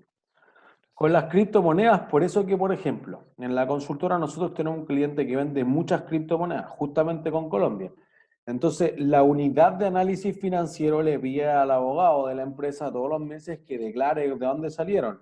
Que esto fue, no estoy tratando de lavar impuestos, no estoy tratando de lavar dinero, blanquear activos, etcétera, etcétera, etcétera. Porque a ti te podría ser súper fácil enviar en blockchain y que no llegue nunca quién era el comprador, quién era el vendedor, etcétera. No tengo idea. No. Bueno, entonces tiene que haber alguien que responda, y si no, se va preso el abogado. ¿Entiendes? Y entonces ahora que, por ejemplo, le acaban de entregar la devolución de impuestos, sí, ya, pues, pero es que hay 10 millones que, no sé, no están declarados entre Colombia. Le voy a ir a preguntar a Colombia si los pagaron allá, y nosotros tenemos tratado de doble tributación, etcétera, porque no con todos los países del mundo tenemos doble tributación. Después de que me puedan demostrar eso, con la declaración jurada que le hicimos nosotros, con todos los contratos de compra-venta, etcétera, ahí recién le voy a pagar el resto. Si no, podrían estar evadiendo impuestos. ¿Se entiende? Entonces, tan solo el hecho de tener una matriz que levante plata por distintas divisiones y luego lo asigne a las divisiones, podría hacer que eso fuese relevante.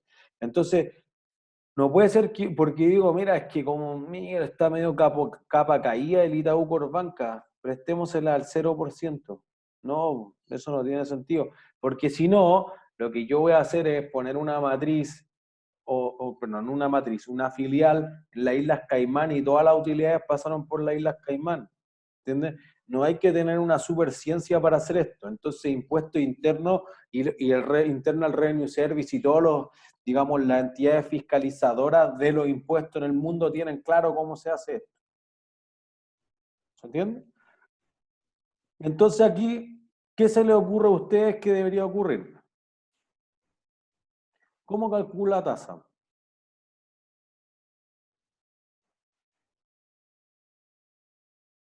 Igual como lo hicieron en el trabajo. ¿Cómo calcularon? ¿De dónde proviene la tasa que calcularon en el trabajo?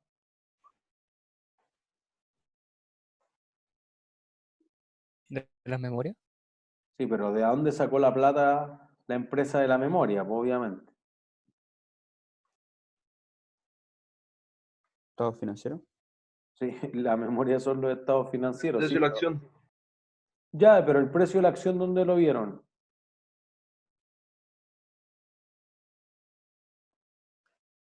¿Precio de mercado? Eso, precio de mercado. Eso es. Entonces aquí uno dice, no, pues que mira, el costo de oportunidad no hay, porque eso que es todo con valor de mercado, porque tú dices, mira, mi alternativa era vender mis acciones, entonces si vendía mis acciones sacrificaba una rentabilidad de tanto. Es que corría este riesgo, es que en condiciones de mercado debiera esperar un retorno en estas condiciones, costo de mercado. ¿Entiendes? El costo de oportunidad proviene de tu alternativa, y tu alternativa es ir al mercado. Entonces aquí lo que tú vas a decir, no, pues mira, esto es una basura porque Brasil es una basura, ¿sí? En clasificación de riesgo, Finanza 1. Uno dice, mira, tengo lo que se llama el techo soberano. El techo soberano es que ninguna empresa por sí sola puede tener una clasificación de riesgo mejor que la que tiene el país. Y entonces, como Brasil lo degradaron hace algunos años a categoría basura por debajo de BBB-, entonces este grado especulativo o de alto rendimiento, que es como el nombre comercial, hace que la mejor empresa de Brasil siga siendo una basura. W+. Pero Itaú Corpbanca no, porque Chile tiene una clasificación de riesgo que es A+, y por mucho tiempo fue AA-, la misma que tiene Japón. Entonces Itaú Corpbanca, que es bastante solvente, tiene una clasificación de riesgo que podría ser A menos si la queremos castigar. Pero eso es 5 o 6 escalones más alto que esto. Entonces tú dices, no, pues mira, en condiciones de mercado, yo Itaú Corpbanca, si emitiera mi propio bono, a mí me cobrarían como 1,5.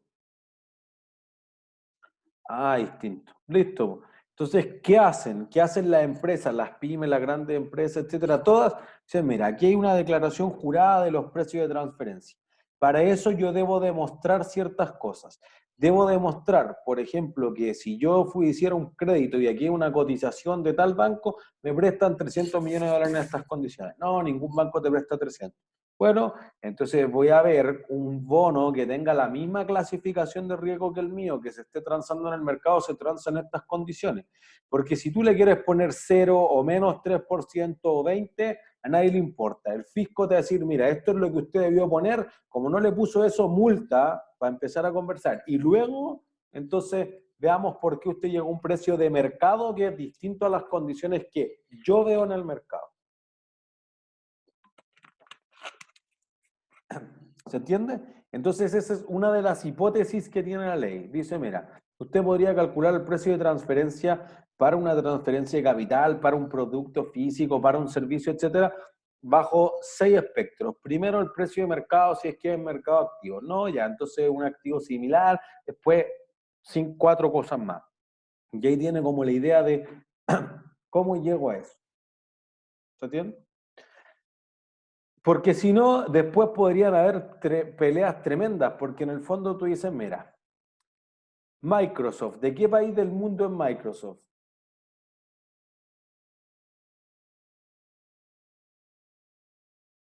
Estados Unidos. USA ¿Y Apple? también. Estados Unidos. ¿Y AliExpress? China. Pero, ¿dónde venden? Mayoritariamente en Estados Unidos. ¿Estamos seguros? En todo el mundo. Eso. En todo el Entonces mundo. no son de ninguna parte, po. El problema es la tragedia de los comunes. Se lo tienen que haber explicado en el lectivo de Derecho. Uno dice, mira, si esto es de todo, entonces ¿de quién es? De nadie. Ah, entonces, ¿qué dónde pago impuestos? No, pues en ninguna parte, porque yo vendo un poco en China, un poco en Europa, un poco en África, un poco en América Latina, un poco en América del Norte, un poco en todas partes. Entonces, ahí la lógica de que, no, es que aquí perdí plata. Pero tú siempre quedas con la duda, ¿perdiste plata porque aquí los impuestos son altos o es cierto que tú perdiste plata? No es que esa filial me la vendió muy cara, pero nunca puedo llegar a probar que me la vendió muy cara o muy barata. ¿Se entiende? Por eso que debe existir, al menos en la regulación chilena, y esto varía en las regulaciones de cada uno, que la empresa tenga una declaración jurada de un asesor que va a certificar que ese precio está en condiciones, y eso tiene que ser validado por el Servicio de Impuesto Interno, al menos en el caso de Chile. ¿Entiendes? Entonces hay una declaración jurada para los precios de transferencia. Si falla, se va de multa el asesor, la empresa, todo, obviamente. Entonces ahí está basado en el fondo en que de buena fe el asesor lo haga bien en el fondo. ¿Entiendes? Entonces, si ninguno de los métodos anteriores te funciona para los 4 criterios, hay que hacer otro. Y lo otro que podríamos hacer es, por ejemplo, que si tú estás dispuesto a pagar, por ejemplo, mínimo 73 en la venta, el barril de petróleo, pero máximo estoy dispuesto a comprar en 80. Podría ser que una empresa lo venda por 80 y la otra la compre por 73, una división, perdón. ¿Sí? Entonces, lo que uno va a hacer es que vamos a tener una política dual de precios. Hay un precio para el que compra distinto que para el que vende. Entonces tú vas a decir, mira, voy a dibujar aquí ambas divisiones que decíamos antes. Es decir, mira, división refinería y extracción. Entonces voy a tener el ingreso, el costo y listo. Entonces, La división de extracción te decía, mira, yo te puedo vender mínimo por 73 y esta te dice te compro máximo por 80, listo. Esta lo vende por 80. Ah, ya, consiguió el mejor precio posible, no se va a quejar. Este quería comprar por el máximo o por el mínimo. ¿Por el mínimo? Por el El mínimo. mínimo. Entonces este compró por 73. Listo. Y vende externamente a lo que sea. Entonces alguien va a decir, ah, pero es que mira, estos precios no es el mismo el ingreso al costo. Entonces cuando yo lo trate de consolidar, me va a quedar una utilidad de 7. ¿Y cuánto es la utilidad que se puede reflejar por una venta interna? 0. 0. Entonces lo que vamos a decir es que va a haber un gasto corporativo. Ahí sumaría cualquier cosa, pero voy a tomar un gasto corporativo por 7, que no es ni de la refinería ni de la extracción, sino que la gerencia general, el directorio o alguien toma el gasto por 7. Y entonces así la última línea va a tener 80 menos 73 menos 7. ¿Cuánto te va a dar en la utilidad, digamos, total? Pero 0. Y todavía refleja la misma idea, pero el departamento de extracción ¿va a quedar contento? ¿Sí o no? sí, Sí. ¿El de refinería va a quedar contento? sí. Entonces al menos cumple con un criterio. ¿Se entiende? Tu evaluación de desempeño va a ser más exacta. ¿Cuánto se van a demorar en negociar? Nada, pues porque estos precios te los dio la alta gerencia. Reduce la ineficiencia operativa que te puede tomar una negociación muy larga. Entonces el método de fijación de precios duales va a producir eso. ¿Sí? Pongámosle otro número. Tenemos la compañía de casco único, CCU, que tiene una filial que se dedica a fabricar los envases necesarios para enviarlo a los clientes. La compañía separada es llamada Envases de Casco Único Sociedad Anónima, ECUSA.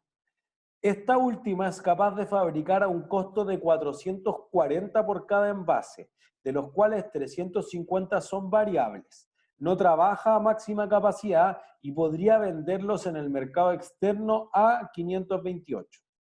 Por su parte, CCU es capaz de adquirir por 400 el envase para cada casco de un proveedor externo que asegura la misma calidad que la división externa.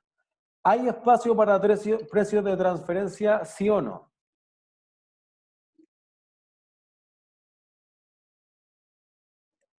Ustedes díganme, ¿hay espacio para precios de transferencia o no? Sí, porque hay capacidad ociosa. Ya, si no hubiese capacidad ociosa, ¿hay espacio o no hay espacio?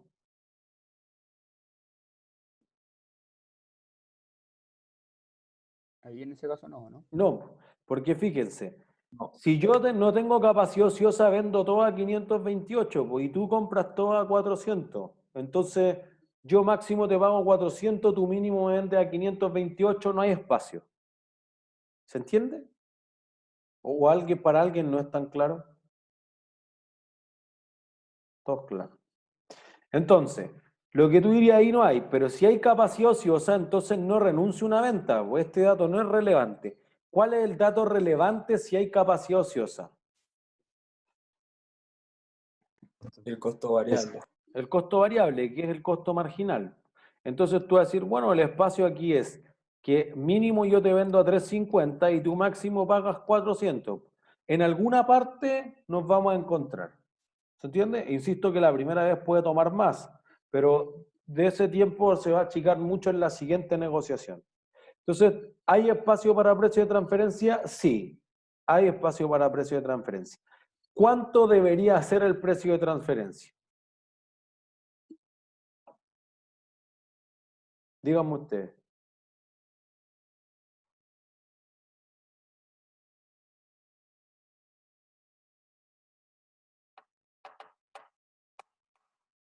¿Cuánto es el precio de transferencia? A 3.75 estaríamos siendo como justo. No, Los dos lados. ¿por qué ¿no? sería justo? ¿Por qué es la mitad? Claro. ¿Y quién dice que una división no es más grande que la otra? Podría ser que esta ocupa el triple de los activos que ocupa esta. Entonces esta quizás se debe llevar más. Pero aparte tú dices, bueno, si yo te vendo a 3.75, ¿cuánto gano en el total?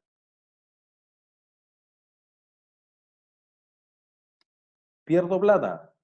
Pierdo 65 por unidad. Entonces, ojo, pero pierdes menos plata. Sí, pues, pero ¿por qué no te arrastras tú las pérdidas? No, pues si yo ganaba antes de ayudarte. No sé. Podría generarse un conflicto. ¿Se entiende? Entonces, ese conflicto que podría hacer es que quizás yo no quiero ayudar a la otra división, pues si mi evaluación es por división. Entonces, yo soy el gerente de Coca-Cola Andina nomás. Me da lo mismo si en el sur de Chile a Coca-Cola Polar le da mal, o en el norte en Bonor le da mal. Chao, me da lo mismo. ¿A quién no le da lo mismo?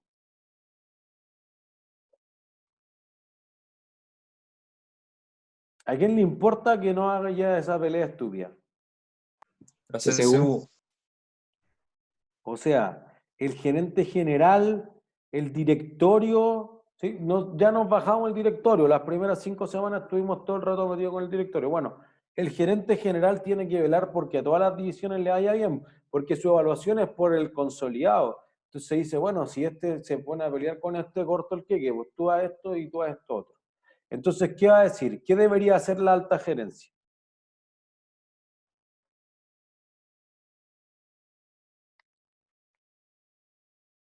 ¿Qué debería hacer el gerente general?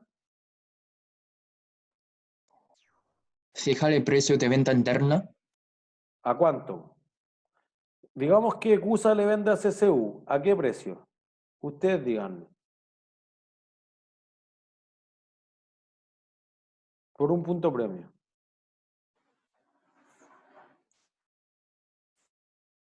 ¿A 400? Listo. Un punto premio. Voy a escribir el resto de la respuesta acá arriba con naranjo. CCU compra a ECUSA. ¿A cuánto?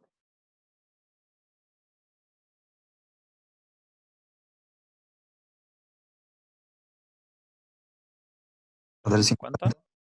Listo. Un punto premio. Eso es la fijación de políticas duales. Y el gerente dice, ya yo me voy a comer el gasto de 50, porque en el neto da lo mismo, genera una ganancia ficticia de 50 y luego genera un gasto ficticio de 50. Pero eso hace que sí aprovechen la capacidad ociosa que tienen y la empresa en su conjunto sí se ahorre, porque fíjense que se va a ahorrar los 350 de costo marginal comparado con los 400 que hubiera comprado afuera. Entonces tú dices, ya, una ganó los 50 y la otra también ganó los 50. Las dos ganaron 50 y la empresa se comió un gasto de 50. Listo, pero en conjunto por cada caja o por cada envase que le transferí, ganó 50 la empresa en el consolidado. Y eso es lo que tiene que cautelar el gerente general. Tiene que producir que se logren encontrar los precios de transferencia, porque si no, la empresa no lo va a lograr. ¿Se entiende? Y va a quedar con menos utilidades de lo que debería. ¿Se entiende? Entonces, esa es la aplicación de la política dual de precio, en el fondo que hay 350, 400, etc. ¿Sí? Entonces uno puede decir, mira, ¿cuál debería ser? Bueno, si nosotros estamos pensando en la política dual de precios 350 y 400, si alguien dice, no, mira, veamos otras cosas. Veamos, por ejemplo, que antes tú tenías 440 y lo vendías externamente 528. Entonces, fíjense lo que pasa acá. Tú lo vendes a 528, pero yo adquiero el mismo por 400.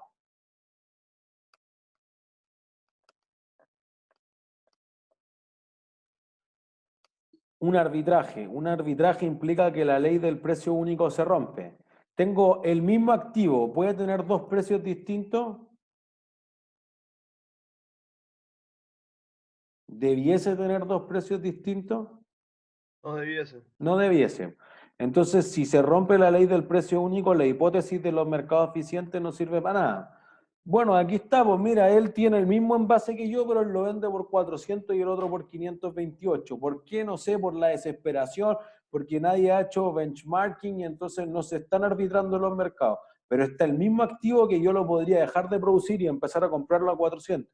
Si eso no se corrige con el tiempo, porque la demanda no hace que aumente el precio, o el exceso de oferta no hace que baje el otro precio, entonces no hay nada que hacer. Entonces, si hay una oportunidad de arbitraje, uno podría decir, mira, veamos aquí. Yo tenía antes que lo producía por 4.40 y lo vendía en 528. Entonces me ganaba 88 de utilidad. El 88 sobre los 440 es el 20%.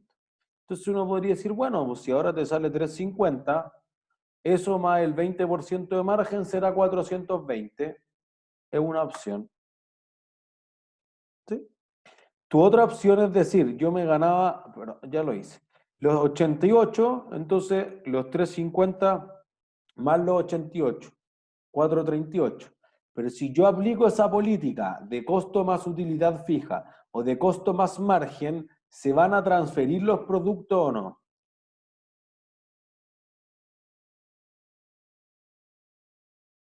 ¿Sí o no? No. No, ¿por qué no? ¿No es más barato comprarlo afuera? Listo, un punto premio. Si voy afuera lo compro en 400, pues entonces si me lo vendía a 401, 402, o lo que acabamos de decir, 420 o 438 no lo compro. Entonces fíjense que aplicar una política de costo más margen, que lamentablemente es lo más utilizado por la empresa, podría hacer que la empresa se vuelva menos eficiente, tenga menos flujo de caja, menos utilidades, etcétera, etcétera, etcétera. Lo que debiese hacer es aplicar la política dual de precios y ahí obtener la mayor cantidad posible, porque así va a evitar que la empresa lleve a esta condición en la que vamos a calcular costos, márgenes, revélame tus costos, ya negociemos, 70 utilidades, ya 420, 438, ¿sí? Podríamos no llegar a nada. ¿Sí? Entonces eso nos lleva a la pregunta final de la clase y con eso vamos a terminar. Deberían ver en su pantalla una votación. ¿Ven la votación? Sí, sí la ven.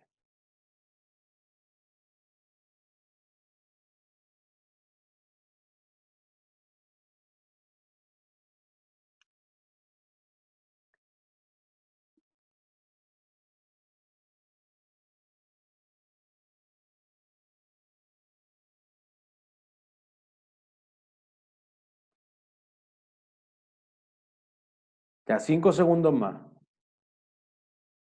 4, 3, 2, 1.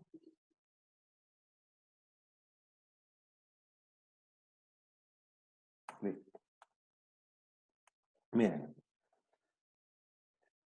El 56% votó correcto. Los precios duales cumplen con la congruencia organizacional, digamos con la evaluación de desempeño exacta, con que eso disminuya no disminuya la motivación. ¿Sí? Las 4 características esenciales las cumplen los precios duales.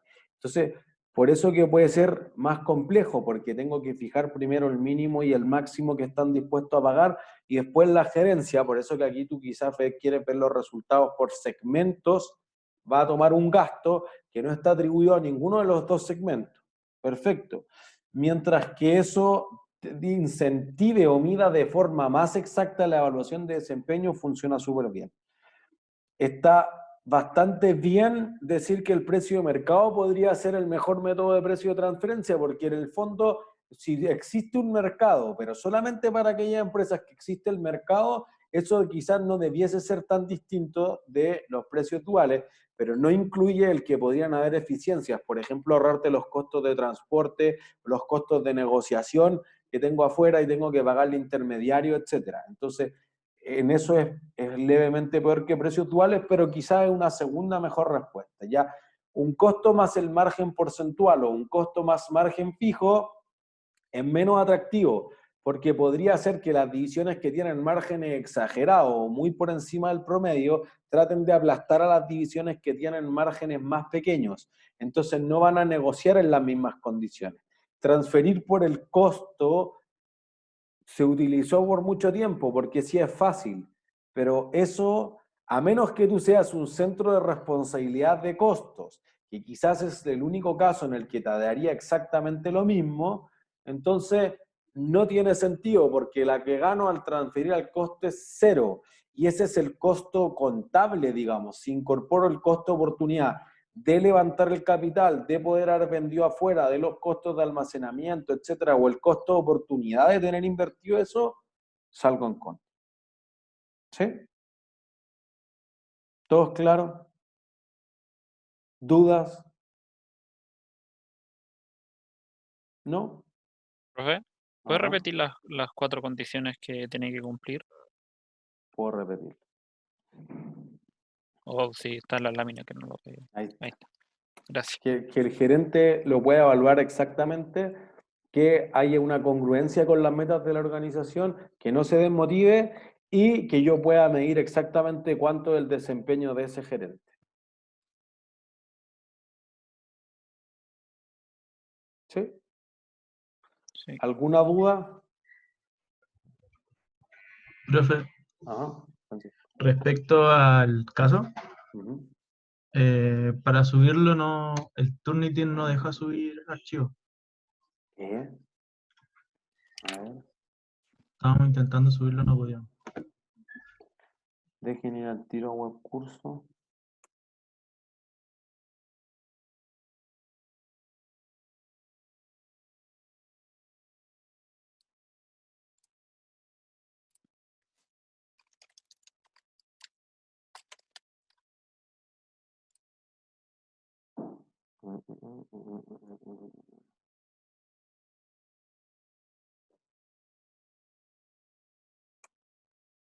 Déjenme ver al tiro.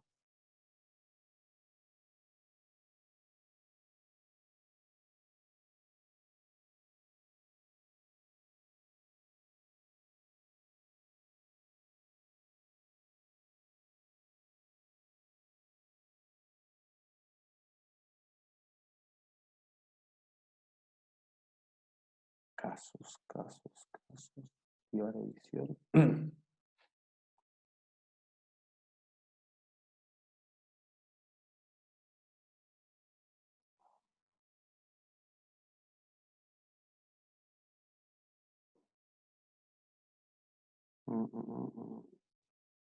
Entrega Wells Fargo.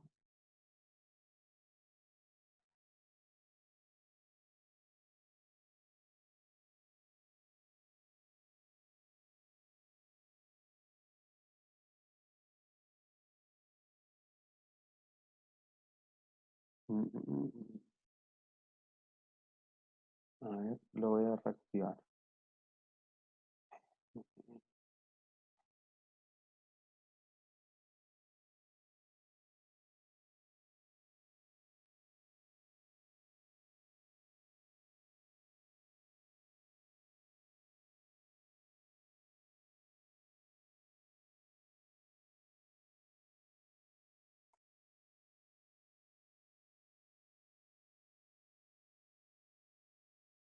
A ver, inténtenlo ahora, por favor.